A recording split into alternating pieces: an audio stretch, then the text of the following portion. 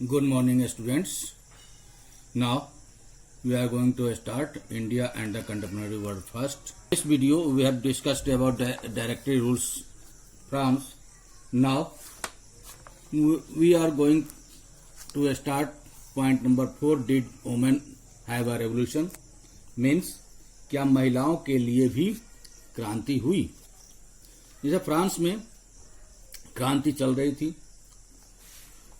खासकर पुरुष वर्ग यहाँ पे क्रांति कर रहे थे, लेकिन क्या उन लोगों ने महिलाओं के हित के बारे में भी कुछ सोचा? क्या उनके लिए भी कोई क्रांति हुई? इसके बारे में हम कुछ जानकारी लेंगे।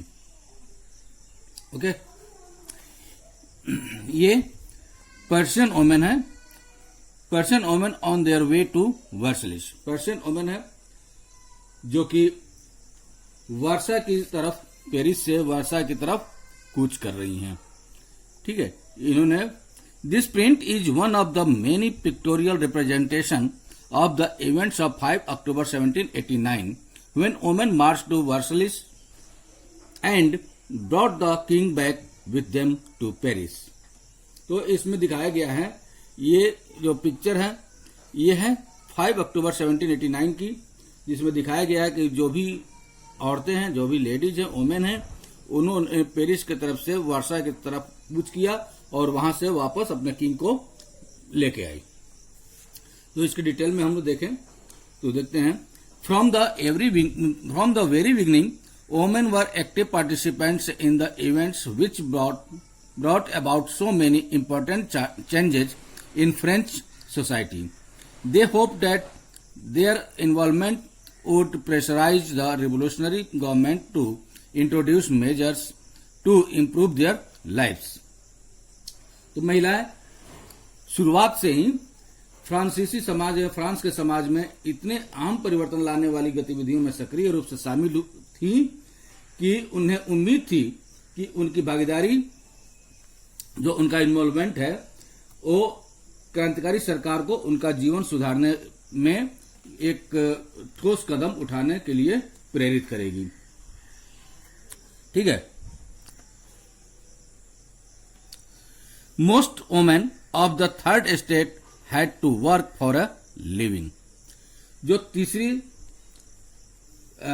स्टेट जो था, तीसरे राज्य था या तृतीय राज्य था, थर्ड स्टेट था, उसकी बहुत सारी महिलाएं या अधिकांश महिलाएं जीविका निर्वाह के लिए काम करती थी।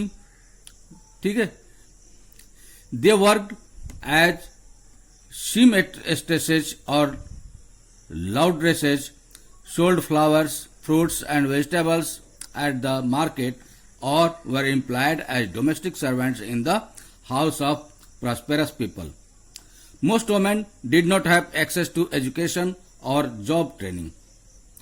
तो अधिकतर जो महिलाएं थी थर्ड स्टेट की, वो सिलाई बुनाई, कपड़ों की धुलाई करती थी, बाजारों में फल फूल सब्जियां बेचती थी, अथवा जो भी प्रॉस्पेरस पीपल थे, संपन्न व्यक्ति थे, उनके घरों में नौकर का काम करती थी या घरेलू नौकर का काम करती थी, घरेलू काम करती थी। Okay, most women did not have access to education or job training. अधिकतर जो औरतें महिलाएं थी उनके पास शिक्षा नहीं था, उनकी कोई व्यवसायिक प्रशिक्षण उनके मौके नहीं थे।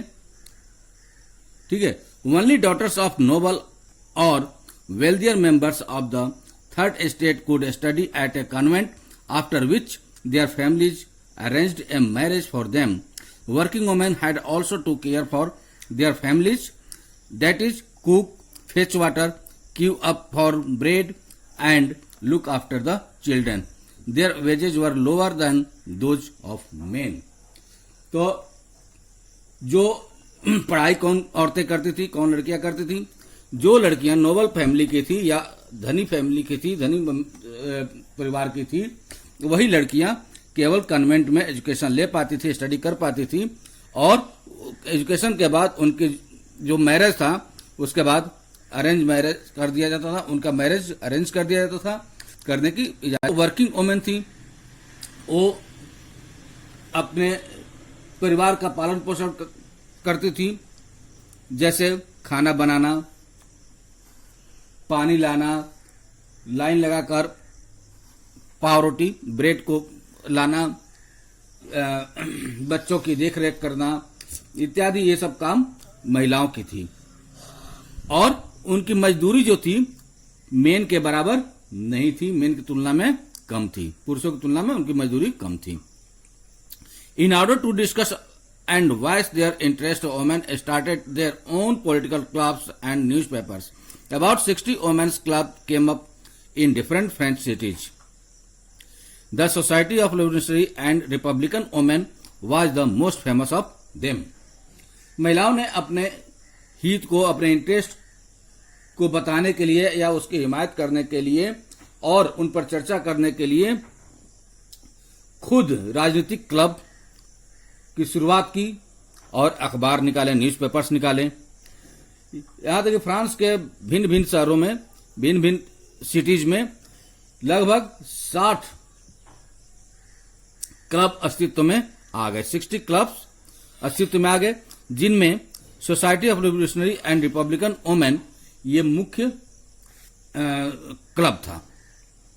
ठीक है, उनमें से एक मुख्य क्लब था। ठीक है, one of their main demands was that women enjoy the same political rights as men. उनका मुख्य जो डिमांड था ये था कि उन्हें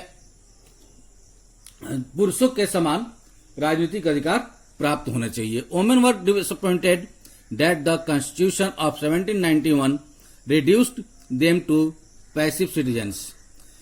They demanded the right to vote, to be elected to the assembly and to hold political office. Only then they felt would their interest be represented in the new government. यानी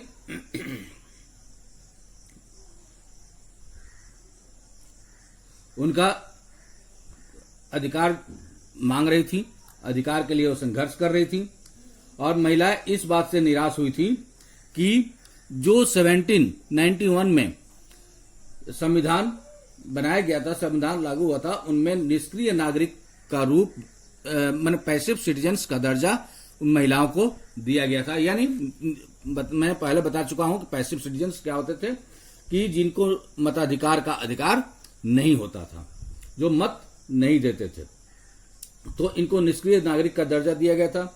महिलाओं को मताधिकार, assembly के लिए चुने जाने का अधिकार तथा राजनीतिक पदों की मांग रखी उन्होंने, क्योंकि उसका अधिकार उन लोगों के पास नहीं था। उनका मानना था कि तभी नई सरकार में उनके हितों का प्रतिनिधित्व हो पाएगा, अगर वो असेंबली में जाएंगी, अगर उनको मताधिकार मिलेगा, तभी उनके राजनीतिक अधिकारों नई सरकार में उनके हितों का प्रतिनिधित्व, उनके इंटरेस्ट का प्रतिनिधित्व, रिप्रेजेंटेशन हो पाएगा। In the early years the revolutionary government did introduce laws that help improve the lives of women. Together with the creation of state schools, schooling was made compulsory for all girls. शुरुआत के वर्षों में क्रांतिकारी सरकार ने महिलाओं के जीवन में सुधार लाने के कुछ कानून लागू किए थे। सरकारी विद्यालयों की स्थापना के साथ ही सभी लड़कियों के लिए स्कूली शिक्षा को अनिवार्य बना दिया गया, कंपल्सरी बना दिया गया था। Their father could no longer force them into marriage against their will, और उनके जो पिता थे या उनका जो परिवार था, उनको लंबे समय तक उनके शादी के लिए फोर्स नहीं कर सकता था। ठीक है, marriage was made into a contract entered into freely and registered under civil law. Divorce was under legal and could be applied for by both women and men. तो शादी को स्वैच्छिक अनुबंध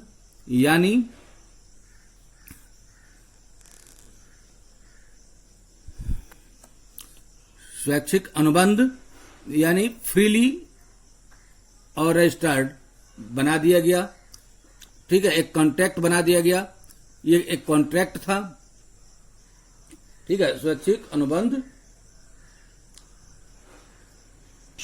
ठीक है। तो शादी को स्वैच्छिक अनुबंध माना गया और नागरिक कानूनों के तहत उनका पंजीकरण, रजिस्ट्रेशन किया जाने लगा, ठीक है, अंडर सिविल लॉ, नागरिक कानून के तहत उनका पंजीकरण किया जाने लगा। तलाक यानी डाइवोर्स को अब लीगल रूप दे दिया गया, यानी कानूनी रूप दे दिया गया, और पुरुष और महिला दोनों ही इसकी अर्जी देने का अधिकार रखते थे, दोनों को ही अर्जी देने का अधिकार या सूट फाइल करने का अधिकार, दोनों को, मेन और वुमेन दोनों को अधिकार दे दिया गया। Women could now train for jobs, could become artist और रन ए स्मॉल बिजनेस। जो अब महिलाएं थी उनको व्यवसायिक प्रशिक्षण या ट्रेनिंग दिया जा सकता था और वो कलाकार बन सकती थी, आर्टिस्ट बन सकती थी और छोटे मोटे व्यवसाय भी चला सकती थी। Women's struggle for equal political rights however continued during the reign of terror. The new government issued law ordering closure of women's club and banning their political activities. Many prominent women were arrested and a number of them executed. फिर भी राजनीतिक अधिकारों के लिए महिलाओं का संघर्ष जारी रहा। आतंक राज यानी टेरर के दौरान, during the reign of terror, आतंक राज के दौरान सरकार ने महिला क्लबों को बंद करने और उनकी राजनीतिक गतिविधियों पर प्रतिबंध लगाने वाला कानून लागू किया। कई जानी मानी महिलाओं को गिरफ्तार कर लिया गया, जो भी प्रोमिनेंट वुमेन थी, बहुत सारी प्रोमिनेंट वुमेन को या जानी मानी महिलाओं को गिरफ्तार कर लिया गया और उनमें से कुछ को फांसी भी दे दी गई, यानी फांसी पर चढ़ा दिया गया। Women movements for voting rights and equal wages continued through the next 200 years in many countries of the world. मताधिकार और समान वेतन के लिए महिलाओं का आंदोलन आगामी यानी आने वाली 2 सदियों तक भी अनेक देशों में चलता रहा, यानी विश्व के अनेक देशों में चलता रहा। The fight for the vote was carried out through an international suffrage movement during the late 19th and early 20th centuries. और मताधिकार का जो संघर्ष था, सफरेज का संघर्ष था, सफरेज मूवमेंट था, ये 19वीं शताब्दी के अंत में और 20वीं शताब्दी के प्रारंभ तक अंतर्राष्ट्रीय मताधिकार आंदोलन के रूप में जारी रहा। The example of the political activities of French women during the revolutionary years was kept alive as an inspiring memory. It was finally in 1946 that women in France won the right to vote. और क्रांतिकारी आंदोलन के दौरान फ्रांसीसी महिलाओं की राजनीतिक सरगर्मी को एक प्रेरक स्मृति के रूप में या प्रेरक रूप स्मृति के रूप में जिंदा रखा गया या आगे बढ़ाया गया और अंत में 1946 में महिलाओं को मताधिकार हासिल हो गया या महिलाओं ने मताधिकार हासिल कर लिया। अब सोर्स क्या है, सोर्स के रूप में हम देखते हैं कि इसमें सोर्स क्या है, कहां से कैसे पता चलता है कि महिलाओं ने भी आंदोलन किया और क्या उनके साथ हुआ। Source E, the life of A revolutionary women, Olymp D gorge या गूज कह सकते हैं, Olymp D goose, 1748 to 1793. Olympe de Gouges was one of the most important of the politically active women in revolutionary France. She protested against the Constitution and the Declaration of Rights of Man and Citizen as they excluded women from basic rights that each human being was entitled to. यानी जो Olam दे गुज थी क्रांतिकारी France की राजनीतिक रूप से सक्रिय महिलाओं में सबसे महत्वपूर्ण थी। उन्होंने संविधान और पुरुष एवं नागरिक अधिकार घोषणा पत्र जो था declaration of right of main and citizens का विरोध किया और उनमें महिलाओं को मानव मात्र के मूलभूत अधिकारों से वंचित रखा गया था, जिसमें इसमें क्या था, declaration of right of main and citizens, कि उनको उनमें महिलाओं के मूलभूत अधिकारों से वंचित रखा गया था, जिसका विरोध उन्होंने किया था। So in 1791 she wrote a declaration of the rights of women and citizens which she addressed to the queen and to the members of the National Assembly, demanding that they act upon it. तो उसके बाद क्या हुआ था कि इसलिए उन्होंने 1791 में 1791 में महिला एवं नागरिक अधिकार घोषणा पत्र declaration of the rights of women and citizen तैयार किया, जिसे महारानी और नेशनल असेंबली के सदस्यों के पास यह मांग करते हुए भेजा गया कि इस पे कार्रवाई की जाए। ठीक है, इस पे कार्रवाई की जाए। ठीक है। In 1793 Olympe de Gouges criticised the Jacobin government for forcibly closing down women's clubs. She was tried by the National Convention which charged her with treason. Soon after this, she was executed. 1793 में Olam दी गुज ने महिला क्लबों को जबरदस्ती बंद करने के लिए जैकोबिन सरकार जो भी जैकोबिन सरकार थी, जैकोबिन गवर्नमेंट थी, उसकी आलोचना की। इस आलोचना की वजह से गुज पे नेशनल कन्वेंशन द्वारा देशद्रोह का मुकदमा चलाया गया। ठीक है, देशद्रोह का मुकदमा चलाया गया और इसके तुरंत बाद उन्हें फांसी पे लटका दिया गया, उन्हें फांसी दे दी गई। ये ओलम डी गुज का पिक्चर है। नेक्स्ट सोर्स हमारा आता है, सोर्स एफ क्या कहता है कि some of the basic rights set forth in Olympe de Gouges declaration. Olympe de Gouges के जो घोषणा पत्र थे उनमें क्या क्या कुछ मूलभूत अधिकार या मूल अधिकार शामिल थे, जो कि गुज के द्वारा घोषणा पत्र तैयार किया गया था। नंबर 1 में था, woman is born free and remains equal to man in right. जो वुमेन है जन्मजात स्वतंत्र है, फ्री है, ठीक है, और वे अधिकारों में पुरुष के समान है। ठीक है। Number 2, the goal of all political associations is the preservation of the natural rights of women and men. जितने भी सभी राजनीतिक संगठन थे, उनका लक्ष्य था पुरुष एवं महिला के नैसर्गिक अधिकारों को संरक्षित करना या उसको बनाए रखना। These rights are liberty, property, security and above all resistance to oppression. तो इनमें अधिकार क्या था? अधिकार ये थे कि स्वतंत्रता यानी लिबर्टी, संपत्ति यानी प्रॉपर्टी, सिक्योरिटी यानी सुरक्षा, और सबसे बढ़कर शोषण के विरुद्ध अधिकार इसमें शामिल था इस डिक्लेरेशन में। ठीक है।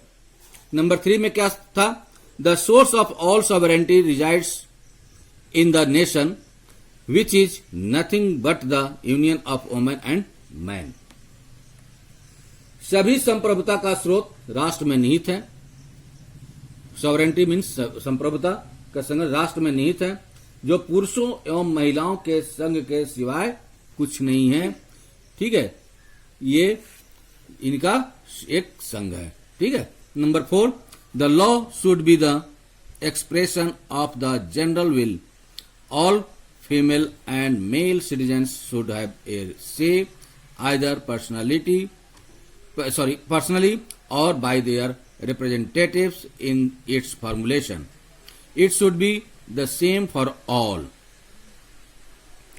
तो इसमें था कि कानून सामान्य इच्छा की अभिव्यक्ति होनी चाहिए, यानी जो भी कानून हो वो सभी की इच्छा की अभिव्यक्ति हो, सभी के मर्जी की हो, सभी महिला एवं पुरुष नागरिकों का या तो व्यक्तिगत रूप से या अपने प्रतिनिधियों के माध्यम से विधि निर्माण में दखल होना चाहिए, या जैसे कि कोई भी व्यक्ति पुरुष हो या महिला हो, उनका रिप्रेजेंटेशन कानून बनाने में होना चाहिए या विधि बनाने में, कोई भी लॉ बनाने में उनका रिप्रेजेंटेशन होना चाहिए।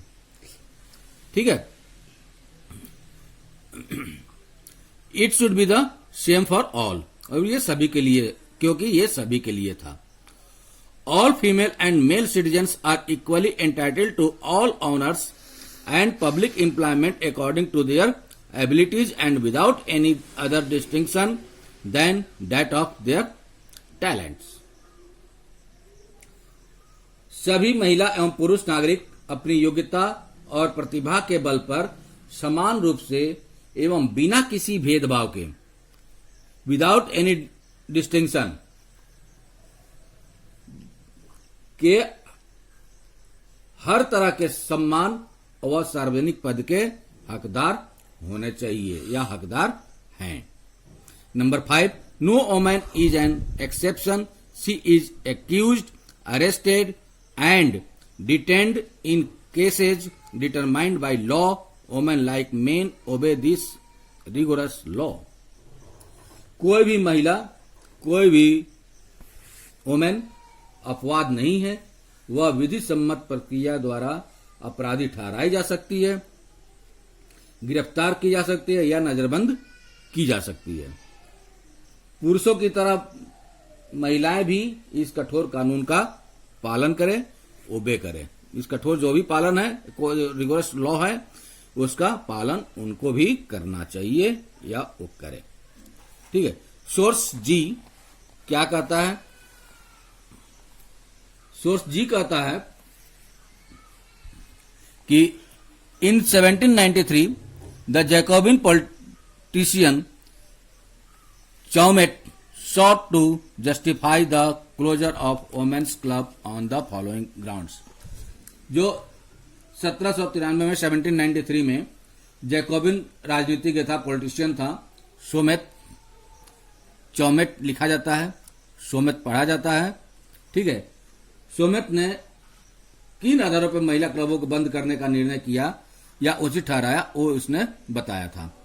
Has nature entrusted domestic duties to men, क्या प्रकृति ने घरेलू कार्य पुरुषों को सौंपा है?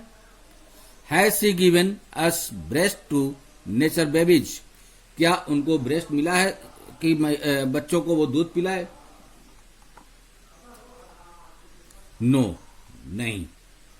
शी सेड टू मेन, उसने मेन के बारे में कहा, उन्होंने, प्रकृति ने पुरुषों के बारे में कहा, क्या कहा? Be a man, hunting, agriculture, political duties, that is your kingdom.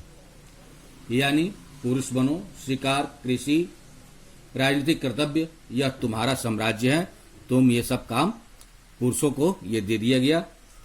ठीक है, सी सेड टू वुमेन, उसने यानी प्रकृति ने वुमेन के बारे में क्या कहा, महिला के बारे में क्या कहा? बी ए वुमेन, स्त्री बनो, यानी स्त्री के रूप में। The things of the household, the sweet duties of motherhood, those are your task. जो भी हाउस होल्ड वर्क है, जो भी गृहस्थी का काम है, वो मातृत्व यानी मदरहुड का जो सुखद दायित्व है, यह तुम्हारा कार्य है। ठीक है, यह तुम्हारा कार्य है। Shameless are those women who wish to become men, have not duties been fairly distributed. पुरुष बनने की जो इच्छा रखने वाली औरतें हैं या महिलाएं हैं, वो निर्लज्ज हैं। ठीक है, सेमलेस हैं, निर्लज्ज हैं। क्या जिम्मेदारियों का उचित बंटवारा नहीं हो चुका है? ठीक है, तो इस तरह से प्रकृति ने कहा कि इस तरह से जिम्मेदारियों का उचित बंटवारा हो चुका है और मेन का अलग काम है, वुमेन का अलग काम है। तो इस आधार पे वहां पे डिस्कशन चलते रहे, अंत में आकर के 1946 में उनको मताधिकार वगैरह का जो भी कार्य था उनको अधिकार मिला फ्रांस में, और इस तरह से औरतों की एक तरह से जीत हुई। तो स्टूडेंट्स, आज हम इस टॉपिक को यहीं पे समाप्त करते हैं। नेक्स्ट टॉपिक में हम देखेंगे द एवोल्यूशन ऑफ स्लेवरी, यानी दासता का जो अंत है वो कैसे हुआ, फ्रांस में दास जो बंद थे वो कैसे उसका अंत हुआ। Okay, thank you, have a nice day.